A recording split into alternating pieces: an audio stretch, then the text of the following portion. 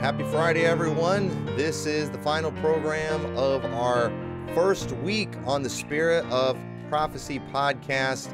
And this is the third final episode for the week I'm having with Pastor Patrick Boyle of Revival Baptist in Orlando, Florida. It is storming where he's at right now. So if you hear some thundering and booming and things, it's storming there. So hopefully our connection will remain good throughout this. But I've enjoyed the last two conversations. And so we're going to jump right into this final topic where we're going through ABC, animosity and attacks, Bible and books. And the other two episodes today, we're looking at courtesy without compromise. How do we know that me and Pastor Boyle being nice to people who disagree with us is not compromise? We would say it's courtesy. You know, it's okay to be nice and let people disagree on some things. Some people might want to call it compromise, though. And obviously, you know, we're independent fundamental Baptists. We don't compromise on nothing. But at the same time, I don't think that means we have to be a jerk all the time either. And so let's talk a little bit about that, about when, because, you know, Pastor Boyle, I mean, I listen when you preach, typically, you are not like many who act like they're apologizing for what they preach. You're usually very decisive. You are usually very confident, and this is how it is. And so how can we be decisive but not divisive? Amen. Well, thank you, Pastor McMurtry, for having me back. This is kind of what started the three-day conversation anyway, was approaching Bible prophecy with the right attitude. And you kind of had to go through those last two episodes to get to where we are now. And that is, you know, be able to have a different eschatological view without compromising for those that maybe not, that don't share that view. And the last thing we want someone to do is take away that these views don't matter. That, oh, you know, these are just, I was talking, there's thundering going on here, but anyway, I was talking to a pastor a couple of weeks ago, and he said something about, he said, yeah, you know, it doesn't matter to me what you believe on that. And he was trying to be very friendly. But then he said this, he said, so I just don't study those views at all. I just don't really, I'm never planning on going through the book of Revelation. He said, because the Bible's just so full of information that we really don't need to hone in on these minor things. And I had to stop him and say, wait a minute. No. The fact that we're saying it's okay that we're friends and disagreeing is not saying that you shouldn't teach those things, or you shouldn't study them out for yourself, or even get behind your pulpit and thunder, no pun intended, but thunder that doctrine with all authority, because that's what you believe. And so we do not advocate compromising any of these truths at any level, but we do advocate being courteous to those that maybe hold a different view. And there's two levels of that. As we're both pastors, we have our churches, and we both have pre-trib friends. But when I'm up there preaching against the pre-tribulational doctrine, you know, my friend's just going to have to know I'm going to be doing that. And if he's okay with that, then we can still be friends, while I also know he's doing the same in return. And we're okay with that. The other aspect of it is from a church member standpoint, and where we're being courteous versus compromising. You have to remember, if you're a member of a church where your pastor is pre-trib and you are not, it's not your place to teach that church. That's not your body. You are not the pastor of that church. Those souls are not going to be accountable to you on the judgment seat. They're going to be accountable to the pastor. And so you have to remember these things when you're sitting in the pew. It's a whole lot different than if you're in the pulpit. And if you're in the pew, you can hold a different view than your pastor, but you better be supporting your pastor. You better be supporting your church. And I would say this: if the pre-tribulational view of your pastor and you are post-trib is so big you can't bite your tongue, you need to move your membership. You either be a good church member or you move your membership, but you don't have the right to, because you don't want to be a compromiser. If you feel like you're a compromiser, you need to move. We're not advocating compromise, but I think, if you were in tune for the last two episodes, you would find that in its proper perspective, it's not as big a deal as you might think. Yes, it's important. We should be decisive. We shouldn't be wondering where we land, but there's a fine line between decisive and divisive. Very good. Yes, something I have been really emphasizing a lot lately in our church, because we've recently had people who had differences on things that I feel like they should have been able to live with, but they weren't able to live with them. And instead of just moving on, they tried to supplant and sow discord. And nobody has the right to do that. Nobody has the right to go into a church. I don't care if you are a regular listener to the Spirit of Prophecy podcast and you watch all my sermons on YouTube and you've just got this wealth of knowledge that you're ready to, just straighten a church out with. You have no right to go into an established church and undermine that pastor and undermine the mission of that church. I don't care how right you are. You have to make a decision. And that is, can I live with this teaching? And if I can live with it, then you live with it. You go in there, you shut up, you be a blessing. And if you can't, if it hurts your conscience too much to hear a guy get up and preach about a pre-tribulational rapture, then you just need to go somewhere else. What you should never, ever, ever do is just stay there and sow discord. You should never do anything like that. And we've already kind of talked about in the first episode, why this is something that, we can't allow people to be different on. The end result is not terrible. And I get offended when people come to me and they try to tell me how bad pre-trib churches are. Because like you had said in that episode, that, these are the churches that made me who I am. This is where I got saved. They're the ones who taught me, how, the life that I live is from what I learned from these people. And, eschatology, it doesn't really affect your present life that much. It really doesn't. And again, because we might not even live to see it. And so I agree with everything you said about that. And so it is important too, though, because we can become so concerned as pastors of, not wanting to hurt ourselves politically, upset people, that, we can end up failing and to go ahead and be passionate about what we believe without being cruel to people who disagree. And I think we should be passionate about whatever we preach. I like guys that are passionate about everything. There's preachers that I know that are very passionate about things that I am not that passionate about.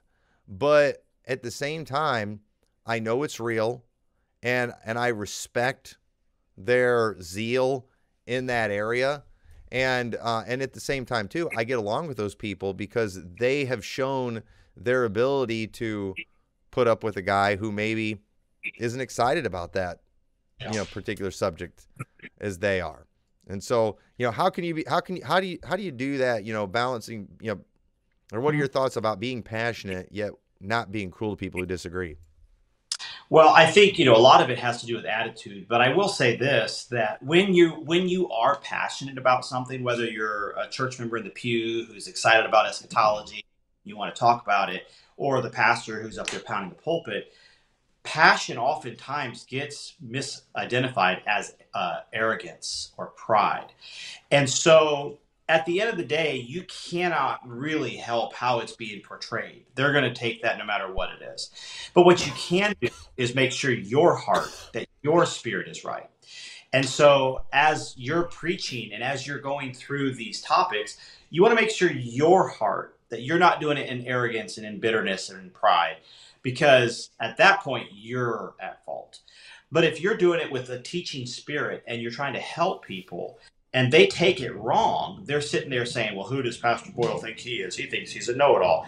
Well, I sure hope I don't think I'm a know-it-all, but I can't help it if that's their conclusion. An example of this, dare I bring it up, was COVID. During COVID, we were in unprecedented waters. In my ministry, I've never had to deal with anything like this. And we contemplated shutting down. We contemplated online services only. we didn't know. And when we finally drew a line in the sand and said, we're just going to continue going no matter what happened, I was now preaching to a congregation who they hadn't drawn that line in the sand. They were still not sure if they're going to stay home or if they're going to continue going. And if you go back and watch, I'm up there rallying the troops, saying, "Get back out on the front line. Don't skip out on serving God." Because there were fearful servants of God that were contemplating quitting and taking a break. And I was up there as a pastor saying, "Hey, let's do this. Let's go." But behind the scenes, there were members who did retreat. And I was on the phone saying, "Hey, when when you think it's safe to come back, we'd love to have you come back. Keep, whatever you need to do, stay healthy." But the message from the pulpit is rah, rah, let's go. It's not time to quit. And I even had members from other churches that had called me and were saying, my pastor shut down or whatever. And I would say, listen, stand behind your pastor. It's not worth it. But that doesn't mean I then have to get up next week and not preach rah, rah, let's go. No, because that's the message that I have subscribed to. But the problem that you find is people who are unsure of their position, they need an echo chamber. They need everybody in the room to agree with them or they feel threatened. And so don't be that Christian when it comes to end time events that everybody in the room has to admit you're right or agree that you have a better understanding than them. Be comfortable with them disagreeing with you. But that's the courtesy. The compromise is when you stop preaching it because there's people in the room who don't agree with you. So know the difference. Know the difference between being courteous to someone. Hey, you know what? They don't hold my view, and I'm comfortable. I'm not threatened by that. I understand. They may never believe what I say, or they think I'm crazy. That's okay. We at Revival Baptist Church have been labeled Ruckmanites. We've been labeled all kinds of things, and it's anything but the truth. But we don't sit there and put out 15 videos why we're not Ruckmanite, because we really don't care. We are comfortable in our position. We are going to continue to teach what we believe, but we want to do it in a courtesy spirit, not in a compromising spirit. And so there's a big difference between the two. And I would just encourage the listeners to ask themselves, am I being arrogant, or am I just being decisive on my belief and teaching clearly what I believe? And I can't tell you that everybody is going to tell you, "Oh yeah, you have a great spirit," because they're not. If they don't like what you're saying, instead of attacking the topic, they're going to attack your spirit, which they say they perceive. You're proud. Revival Baptist Church was grandstanding. Well, those are attacks not on the issue, but on our spirit. And you can't. How do you defend that? No, I'm not proud. How do you defend that? No, I'm not arrogant. I'll prove it. You can't do that. And so all you can do is stick to the topic and make sure your spirit is right and that your heart is right. And there's going to be people who perceive it one way or the other. Just extend a courtesy to them. But compromise happens when you stop teaching it because you don't want to look arrogant. You stop teaching it because they've accused you of being prideful. Well, no. You work on that and make sure those accusations are false, but you keep teaching truth. Yeah, that's good. Well, I think we have two problems that are making this difficult in our culture. One, you mentioned the echo chamber. We live in a world of social media. Everybody's got a platform, but we can also surround ourselves with a community of fellow village idiots, and so we are used to, we figured out ways to block out any type of dissenting opinion, and we all have a very inflated idea of our own opinion. And so I think so whenever you hear somebody teaches something different, you take it very personal, and that's not right. But also in our culture today, anytime someone disagrees with you, it's always interpreted as hate. Right. They hate me, and that preacher, he's preaching against my sin. He doesn't like me. And it's funny because, Baptists, we make fun of that kind of thing all the time, but Baptists are just as bad when it comes to a lot of these things. And, we all understand when it comes to, for example, when we go soul winning, we constantly are talking to people who we're disagreeing with, but at the same time, and maybe it's because we're strangers. We don't take the disagreements personal, but we all understand there's no hate involved in what's going on there. We're disagreeing. We're trying to, we're trying to persuade. But at the end of the day, we don't walk away from everybody who doesn't get saved like hating those people, But there's just something about the things where I think we're insecure, where it causes people to do that. They just hate me because whenever you're wrong, it helps a lot if you can make the other guy out to be a bad guy. So let's attach that, Ruckmanite label to you, which is really stupid. Or, let's accuse him of grandstanding, being proud, arrogant, whatever. And, it's just, it's important, again, to not get caught up in that kind of thing and not to respond in that same way. And so, is it being courteous or compromising? Because some might see it this way as compromising, or, are you courteous or a compromising coward? Like if you're asked to preach at a meeting, but you don't bring up eschatology, or are you asking these missionaries that you mentioned that, you told them not to bring up eschatology and dispensationalism. Are you asking them to compromise, when you tell them not to bring those things up? Or is it courtesy? Right. That's a good question. So if I'm invited to let's say, which this is going to be hypothetical because it's never happened, who knows, it may one day, but I get invited to preach at the Sword of the Lord conference or some big name conference where everyone there is going to be a pre-tribber. Well, the things to remember, especially when you're in a local church, is just like it would be wrong for a member to go against their pastor because their pastor's pre-trib and their post-trib, they need to extend that courtesy and bite their tongue. Well, it's the same even from pastor going into another pastor's ministry. I am not going to give an account to the Lord for that ministry. And if I feel like the only thing I can preach on is a pre-trib or a post-trib rapture against a pre-trib rapture, then there's a problem with me as well. What I would most likely, if I could just off the top of my head, want to go and preach to a group of pastors would be, let's go soul winning. Let's get back out there. Let's do the work and encourage more soul winning churches to blossom throughout the United States of America. That would be my message. Something's wrong if the message I think all churches in the world needs to hear is Jesus is coming in the middle of the 7-week period, not at the beginning. That's an overinflated view of my eschatology. Mm-hmm. And I need to revisit the importance of that doctrine. And so, no, it's not compromise if you're going into someone else's work and they're saying, hey, we don't share these views. Stay off those topics. Yes, sir. I absolutely will stay away from those. Now, imagine, where it is compromise. I'm going to a Catholic church. And they say, now we believe, in Mary and it's not by faith alone. Stay off those topics. No. No, that is not, there's no room for compromise there. And that goes back again to kind of the beginning of this the podcast series. And that is, there's a time to draw a line. What does it affect? Well, if the eternal destination of someone's soul is at effect, I'm not going to bite my tongue. If it's a matter of when Jesus is coming back, not if, but when, whether it's 3.5 years here or 3.5 years here, there's room for a disagreement there. And we can go ahead and just say, hey, we're not going to stay off that topic. And so I think it's keeping a proper perspective of your doctrines. It's like most people I find have a hard time with this are new converts.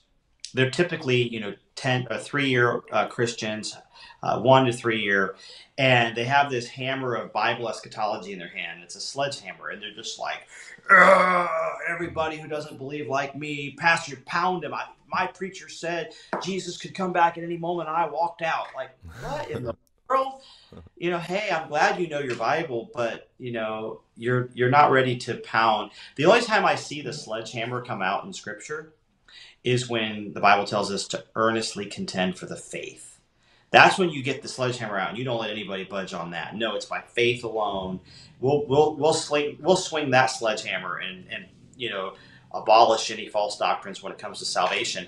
But especially eschatology, Yes, stay off the subject. It's not your job. And, as a missionary, I traveled around and I preached in a lot of churches. I preached in big churches and small churches all across the United States. I went into churches where the music department was horrible. I went into churches where standards were non existent. My message was missions. That was what I was invited to preach. So, learning what your lane is and stay in that lane, I think goes a long way. Yes, I think what happens a lot of times is you'll have preachers or individuals, they will like declare, you preaching at a conference as like standing with all these different things. And it's like, and I don't always see it that way. I think at the end of the day, it comes down to conscience. And I know for myself, when I found myself in kind of a difficult situation, when I first became post-trib, I wasn't interested in going and changing the world on it. I wasn't really ready to go fight about it, defend it, and all that kind of stuff yet. But at the same time, I knew it was probably going to be, for some people, something that they might not want to fellowship with me with. And so when it came to all my old friends who, knew me when I was pre-trib, I would felt like I was in a bad situation, because it was like I didn't want to bring up I was post-trib because I don't want to fight with these people about it, but I also didn't want to feel like I was hiding what I really believed either. And so I remember I got asked to preach a couple places, and I'm just like, do I need to tell them that I'm post-trib? Because I don't want to make it a point of contention. I don't want them to feel like I'm asking them to endorse that doctrine or whatever. But I didn't want to be deceptive either. And so whenever it just kind of became public knowledge and everybody knew, it was kind of liberating, And so now I don't really have to worry about that anymore. But because, even though I don't think it is worth breaking fellowship over, I don't think everybody's required to fellowship with me. And so if somebody's like, yeah, we don't do anything with post-tribbers in our church, and it's like, okay, I've got other friends, not everybody has to be my friend. And so I'm glad now that it's just out there, pretty much everybody knows where I am on that. And so if somebody does reach out and they want to fellowship with me, I don't bring it up. I don't feel like I need to talk about it. And so, when it comes to being kind and gracious to other people, they know where I stand. And unless they're asking me to change my stance on something, if they want me to go preach for, a conference, or if they're doing a specific theme or subject, we're in agreement, have a soul winning thing with them. There's just some things we ought to be able to hold hands and sing Kumbaya about. When it comes to reaching souls, that's one of those things. I'm not going to go check, their doctrine on eschatology and stuff like that. And so, but, I do think what a lot of it does have to do with conscience. And, and so for myself, it doesn't typically violate my conscience in any way to go to a pre-trib conference. Now, here's the thing too. I wouldn't go to an eschatology conference that was pre-trib, unless too, and if I did, and I have once. But that's because the pastor talked me into it, even though I didn't want to go. But, I'm going to be very honest about who I am. I'm not there to disrupt. I'm not there to cause problems. I got asked to go to Idea Day out in Las Vegas one year on Twitter. And I was like, I'll go, but, I'm going to report back what I see, if I go, which I ended up not going. I don't even think they really wanted me to go. But I'm like, hey, I'll go, but this is because I did disagree with so much. I'm like, I'm going to go with the intent of, reporting back, my findings, and they're probably going to be negative. So are you sure you want me there? And so, and if they're fine with that, then, it's all good. But either way, obviously, you can use graciousness as an excuse for compromise. But at the end of the day, you have to decide if what you are doing is compromise. You can't let somebody else decide for you. I've had several people who have accused me of compromise just because they have heard me preach things that are contrary to people, to what people preach that I used to fellowship with. And it's like, How is that compromise? Because I never preached what those guys are preaching. And I never stated that, I would never fellowship with somebody so for example, if you have a stronger position than I do about fellowship, okay, just because me and you fellowship with each other and I fellowship with somebody you wouldn't fellowship with, it doesn't mean I compromise. I never set that standard. You did. Right. But people are always trying to hold me accountable for the standard of some other preacher and then accuse me of compromise. And it's like, no, I never made that stand. So Yeah. no, I'm not compromising. Well, another thing I notice when it comes to things like this, and it's usually your newer Christians who they just think everybody's got to be, they're the only one right. And all these 30-year pastors, they're probably not even saved. It's like so pathetic. But I notice a statement, and they say it a lot, and I disagree with it. And they say silence is consent. And that is not true. Mm-hmm. Well, if you don't say anything, you're agreeing with. No. And I'm sure you've had it happen. It happened to me just yesterday. I was talking to a pastor, an older guy, and met up with him. Many years in ministry, missions, and right out of the gate, he wanted to talk about the rapture, the time of the rapture.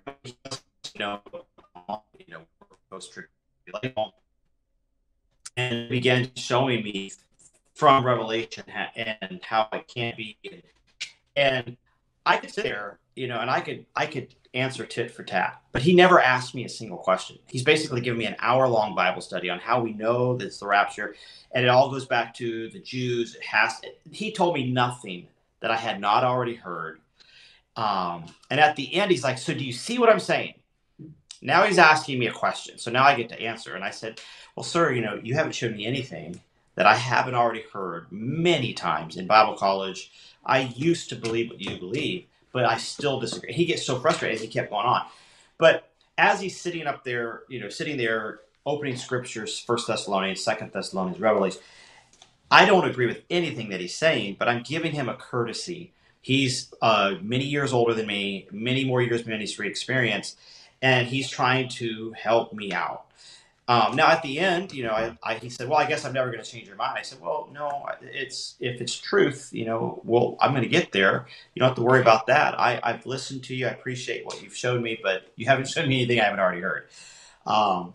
But if there's people who feel like anytime anything is misspoken, it's their duty, their sworn duty, to verbally say something and to disagree. Whereas as pastors, even at church, people are expressing opinions and they're not asking me anything. They're just, "I'm going to do this, this, and this." And I'm thinking, "Oh, it's a bad decision," but they never ask.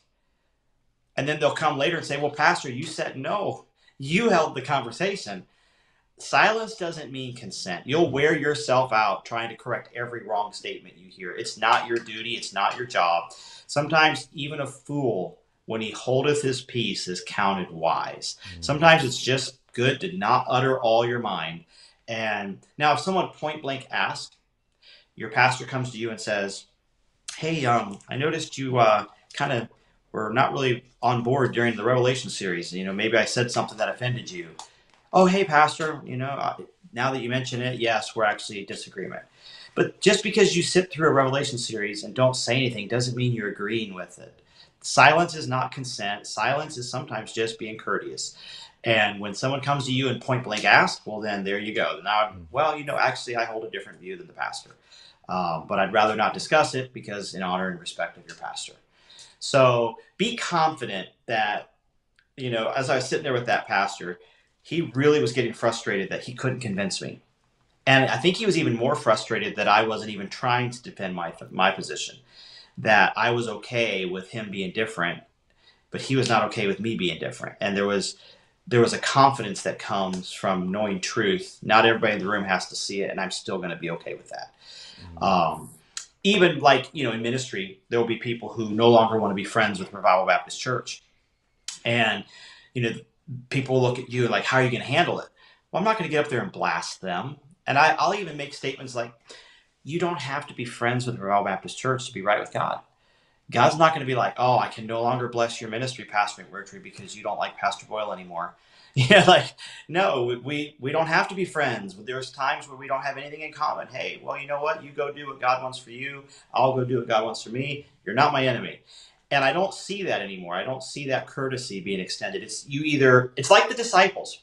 Remember, we talked about the disciples not understanding eschatology. They didn't understand courtesy or compromise. When he's like, hey, they're over here baptizing and they're doing it differently, Lord. He's like, hey, if they're not scattering, they're gathering.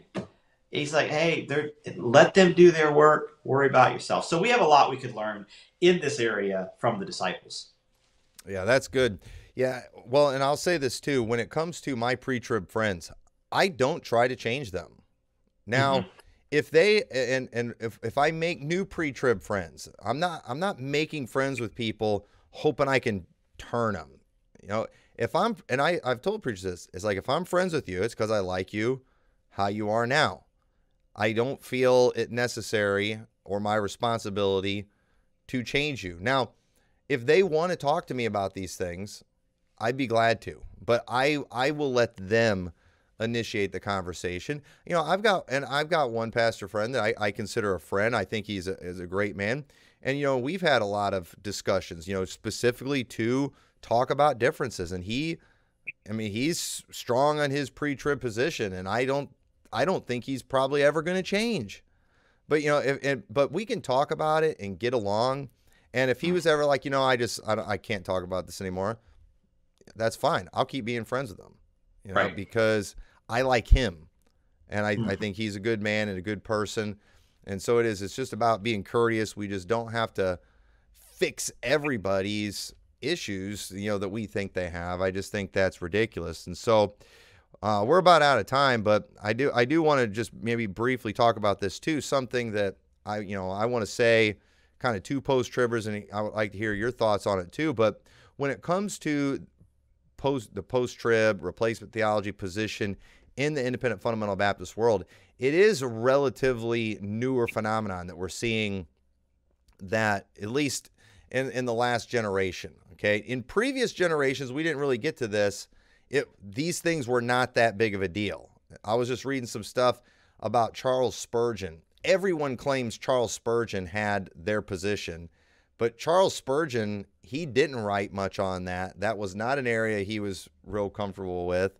And we're all going to be able to find something Charles Spurgeon said that agreed with us. You know, one of the things that I read, it said that he believed that the church was going to go through the tribulation. You know, I don't know. You know, that doesn't matter. It just, to me, it proves this didn't used to be a dividing issue. But I believe, from my understanding and from what I've seen, observed, talked to people, seems like the 70s is when it kind of became a big thing. But now it's kind of going away. And so what I think a lot of people are doing that is wise is they are judging the fruit of the post-trib replacement crowd. And because we are it is a relatively newer movement, I think that that's, you know, wise on some part. But what would you say about the fruit of, you know, the post-trib pre-wrath? You know, do people have cause to be concerned? Or is just, you know, the jury's still out on it? I mean, what are your thoughts on that?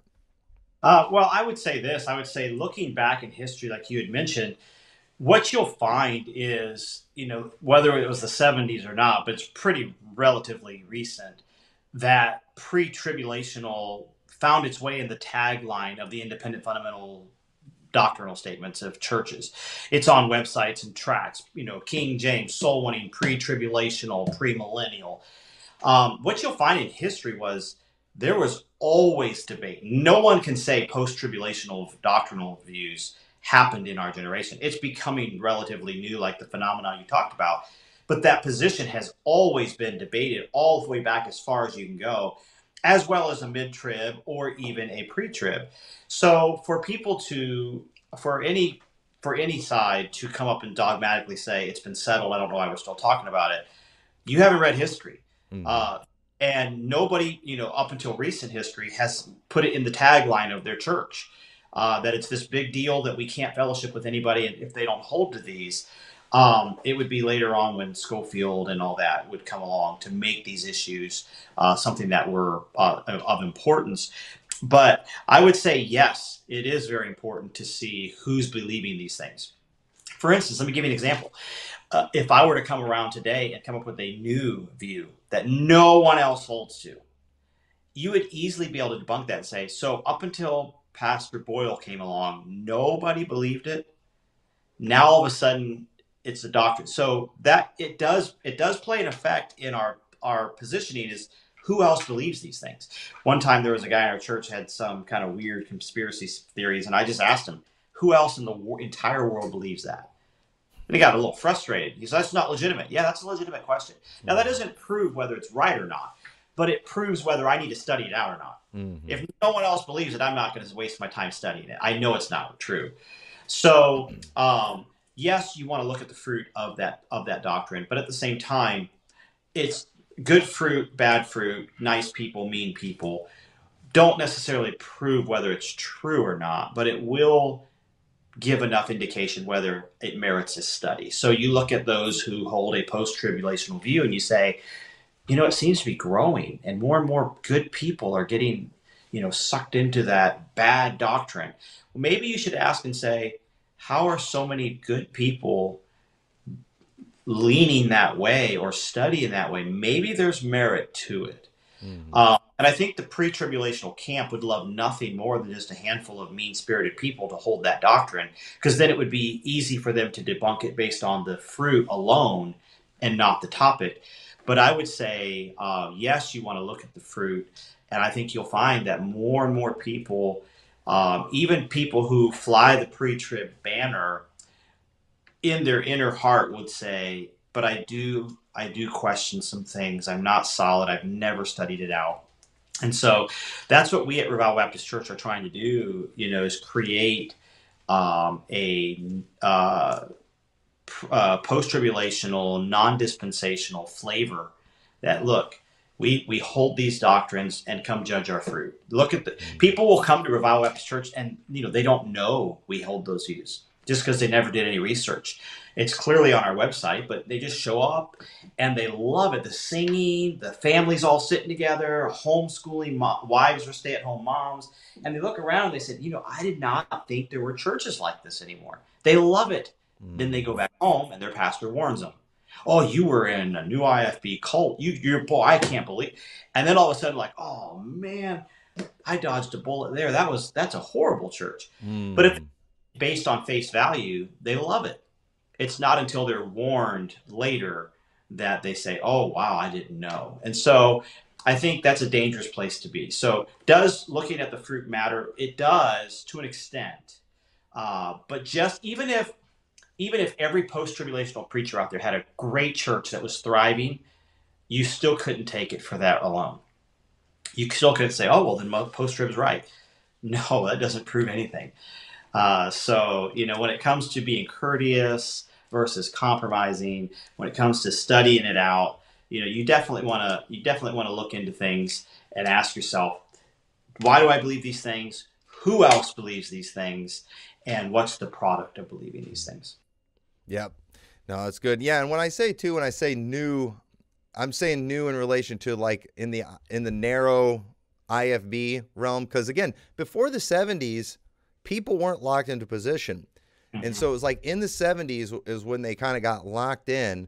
And unfortunately, a lot of the people who did push post-trib in those days were typically not KJV only, and a lot of them were wrong on Israel, because a lot of Israel foolishness started getting taught after 1948 because everybody saw it as this big fulfillment of Schofield's prophecy and stuff like that. And so a lot got messed up during that time. And so I've had a lot of preachers tell me, everyone I've known that's gone post-trib, they went off the deep end, they lost their ministry. Well, it's like, and they never can name any of them. But one of the things I've learned in the independent fundamental Baptist world, when somebody says this person lost their ministry, what that actually means is they lost their standing in their club. It means they quit getting asked to preach at the big conferences. They no longer got their sermons written in the sword of the Lord. That's what that means. Because a lot of these guys still have ministries, are still doing things for God, still getting people saved. They're just not in that club anymore. And the thing is, these guys, they can't imagine anything worse than getting kicked out of their club. But folks, I've been kicked out of multiple clubs. It's not a big deal. Just get over it and just do the right thing. And so to close this out, I want to do this. I want to do this quick segment. I want to do this with post-trib pastors I have on here. I want to call it the let's talk about pre-tribbers segment. Right? So we've been talking a lot about pre-tribbers and fellowshipping with them. Who are some pre-tribbers that you like? Okay, well, that would be a long list, but obviously top of the list would be my pastor, Dr. Mickey Carter. I love him, respect him. When it comes to who I am, what put me on the mission field, I grew up under his preaching, and he was a man's man. He loved hard preaching. He took no nonsense. He was from a church that was, pastor led, and he was very influential in my life. So it hurt me when he was no longer willing to be my friend because of it. But I refused to let that affect the way I looked at him. I love my pastor. He's now retired as of the beginning of this year, but 50 years or more in ministry as a pastor there. So certainly Pastor Carter is top of the list for me. And, I can think of Brother Jeff Fugit is another one that comes to my mind. I love his style of preaching. I've been to his church. My sister graduated his college and taught at the school there for several years. Meeting Pastor Jeff Fugit, he has a celebrity status in many people's categories, and rightfully so. He's doing a great work, but you never meet a more downhearted person when you meet Pastor Fugit and the ministry that he represents there. Obviously we're talking about things we like. There's obviously differences, but to me, I would endorse his ministry or his work. I like what he's doing. Dr. Carter, they kind of come with the same flavor. Dr. Carter, or Jeff Fugit. So both of those would be top on the top two of my list. Okay, yeah, those and I think one thing I wanted to say before too is a lot of those people who lost their ministries, they were kind of just driven out of the IFB, I think, because of their difference in these areas. But I'm thankful. We've got a bunch of guys now who we just can't get run out of the IFB because, we believe like them. It's who we are. Right. And I think one of the problems is we have too many people in the independent fundamental Baptist world that don't really believe in separation and the King James Bible and soul winning. And I think they're doing a lot of damage where, a lot of us guys, we really believe these things. And that's why they can't get rid of us. And so I guess, when I talk about, I had somebody a while back ask me, who's a pre-tribber, but we were talking about some of the crazy ones, but he was like, who do you think are some of the good ones? And I, without missing a beat, I told him Dennis Coral was the first one I mentioned. And Dennis Coral, he's got a book defending the pre-tribulation rapture that I want to talk to him about it because I would like to do a review on that book and just explain what I disagree with in that book. But I appreciated the fact that he represented the pre-wrath position accurately. He did not go into heresy to defend the pre-trib rapture. He would probably consider himself dispensational to a certain extent, but he's got a whole book debunking dispensational salvation. And he's a good teacher, a good preacher. He's been influential to me. I've always enjoyed his preaching. And so if somebody lines up with what's in his book, I can live with that, and I don't have a problem with that. And the other person that I mentioned is, and I've only met him one time. I don't know him real well, but Charles Hiltebittle. He's somebody he does a lot of stuff on prophecy. I read a pamphlet that he wrote on the pre-tribulation rapture, and obviously I didn't agree with it. I think I could debunk what he's saying, but I've talked to him. He's a good man. He's got a good heart. He's doing work for the Lord. He doesn't teach some of the crazy heresies that a lot of people in the dispensational world do. And so These So, so these are just two guys that promote pre-trib that I can say. I mean, these are guys that really push it, and I like those guys. I respect them. Where there's a ton that don't make a huge deal about it, but So yeah, those are two there. How about some pre-tribbers you don't like? Well, let me add to Dennis Coral. I actually, he was my college professor in college back when I first started at our Landmark Baptist College. They were in a modular system. So it'd be 2 weeks and then 3 weeks of the same class. And it was a 3-week class on prayer that they flew Dennis Coral in. And he preached, or he taught 4 or 5 hours a day, 5 days a week for 3 weeks straight on prayer. And I tell you, it's intense going into that much of one subject for that long. But that's how the structure was. So I know him well. Of course, Revival Fires. He came through our church a lot. So I would share respect. But the question is now, pre-trippers I don't like. Mm-hmm. Well, this list might be a little longer. You can just give your top 2 or 3. My top one, ready, would be Sam Gipp. And stole mine. So the only reason is I never knew who Sam Gipp really was. I always, in my mind, through the grapevine, I heard he was a King James guy.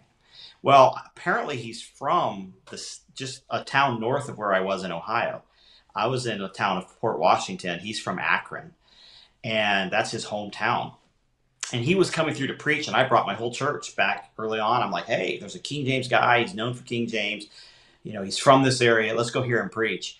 And I heard that's where I heard Jesus Christ was about to be born, and he's in heaven. He's got his handle on the doorknob, and someone asked him on the way out, but what if they reject you this time? And he's like, I'll think of something, and he's being born. Bad doctrine all through the whole. And I remember looking at my church, and I'm like, I am so sorry. I did not know who this guy was. But someone like Sam Gipp, makes it easy for me to debunk a pre-trib rapture view because he gives you so much ammunition. All the way to like Jesus should have been called Jesus. He should have been called Emmanuel. Some of the silliest things I've ever heard him preach. And it's just reading a verse before or after. It completely debunks what he's teaching. So he hits top of the list only because of all the silly things he says that make it so easy to prove that he's not founded. Mm-hmm. Yeah, and he's so arrogant about it too. That's the thing that's aggravating. But yeah, and then my number 2 would be Bill Grady. Yeah, he's for sure. But back to Dennis Coral. I was listening to a preacher a while back who was preaching on a subject against dispensationalism, and I was in agreement with this guy. And it was specifically in a subject where apparently him and Dennis Coral are in disagreement. And he was calling Dennis Coral reprobate concerning the faith. I got ticked off. I'm just like, dude. And I was in agreement with this guy's position, but it's like, dude, you're taking that way too far. And if you think Dennis Coral is reprobate concerning the faith, then you need to get slapped upside the head. I mean, what in the world? Come on. But and I appreciate people being passionate about subjects, but it's just like, come on, let's tone it down a little bit, okay? You're making our side look bad. And there's a lot of good people in that world out there. Now, like you wouldn't want to take Sam Gipp and judge every pre-tribulational view through Sam Gipp. No, that's not fair. Or Tony Hudson, or the list goes on. We wouldn't want to do that. Just as we would ask that they not take the fringe of a post-trib view and hold us all to that. But sadly, I think both sides do that. Mm-hmm. Yeah, it's easy. It's the easy thing to do. You want to discredit pre-trib, you talk about the Ruckmanites. And it's not fair, but it is. There's a lot of good people in that world, and we could have spent a lot of time talking about them. But I want to throw that in there in these just because they're ones I like. I genuinely like them, and I think they're always just wondering, what's he trying to do to me? Is he trying to put it over? I was like, no, these are my priorities. Is how I feel. Genuinely like you, but anyway. I really appreciate you doing these with me, and a lot of really good stuff, and I do think it helped kind of set the tone for this program, and intend to, in the future, have a lot of guests on here, as many as I can, people who agree, people who disagree. I plan on spending a lot of time just going through doctrine, talking about that, but We're going to get to some of that stuff later on. But either way, I hope these were a help and a blessing. Make sure you like, subscribe, share, do that whole 9 yards. Go look up Pastor Boyle's church, Revival Baptist Church in Orlando. I know you can find his YouTube channel out there. A lot of good preaching, a lot of good singing you'll hear out of that church. And for sure, you know, if you're ever in his area, you'll want to visit his church. It's always an exciting place to go see and visit. So any final words before we close out? No, I thank you, and I look forward to the future podcast. It's an honor to be here. I appreciate your work there, and of course, as we started off the friendship through the years, and we just appreciate you guys, and looking forward to the content that's coming. Amen. Well, thank you very much. God bless you. We will see you all next time.